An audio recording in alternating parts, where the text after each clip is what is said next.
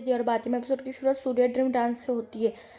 और सूरज जब सपने के बाद हकीकत में आता है और अलग हो जाता है। छोटू आता है और उन्हें फिर से एक साथ धकेलता है।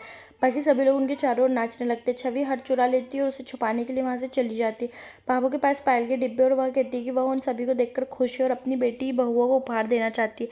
वह सभी पतियों से अपनी पत्नी के पैरों में पहनाने के लिए कहती। विक्रम मोहित ने मना कर दिया। भावो सूरज और दिलीप की राय पूछती। दिलीप का कहना है कि ऐसा करने में कुछ भी गलत नहीं है और इससे पता चलता है कि अपनी पत्नी से कितना प्यार करते। सभी सूरज की ओर देखते और वह कहता है कि वह दिलीप से सहमत है। वह इसे करवा चौथ व्रत से संबंधित समझाते। भावों ने उसे संध्या की एड़ियों पर पायल पहनाने के लिए कहा।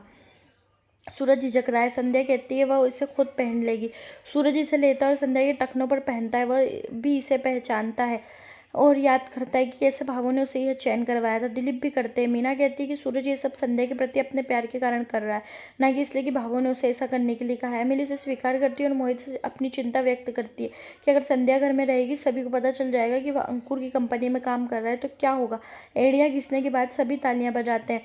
सूरज को एक कॉल आती है और वह उसमें शामिल होने के लिए बाहर चला जाता है। ताइसा सूरज की श्रवण कुमार के रूप में प्रशंसा करती है और वह वही करता है जो भावो चाहती। संध्या बहुत खुश है।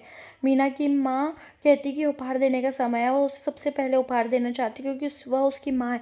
मीना अपनी माँ द्वारा शर्मिंदा होने से चिंतित है और इसे बेचने की कोशिश करती। भावो एमिली और संध्या को अपने कमरे से बाहर उपहार लाने के लिए कहती। छवि भावो की अलमारी की चाबी मांगती। उसे याद आता है कि यह सूरज के पास है। वह उसे लेने जाती। भावो ने अपने पर्स को पकड़ रखा है और ऐसा लग रहा है कि उन्हें कुछ असुविधा हो रही है।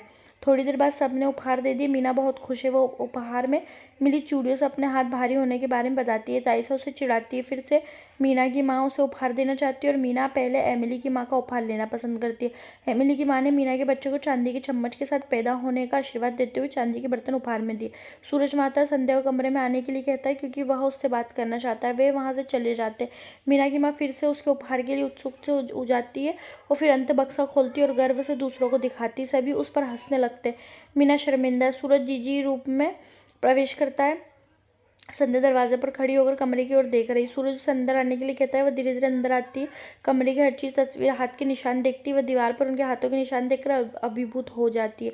मीना की माँ अंत खाली डिब्बा देखती है और चौंक जाती है। वह अपना बैग ढूंढने लगती है कि हार कहाँ गए। छवि ने उसका मजाक उड़ाते हुए कहा कि वह शायद इसे अपने घर में भूल गई होगी। संध्या अभी भी उनके कमरे में दर्पण, चूड़ी स्टैंड, गुड़िया आदि को देख रही। सूरज कहता है कमरे में सब कुछ वैसा ही।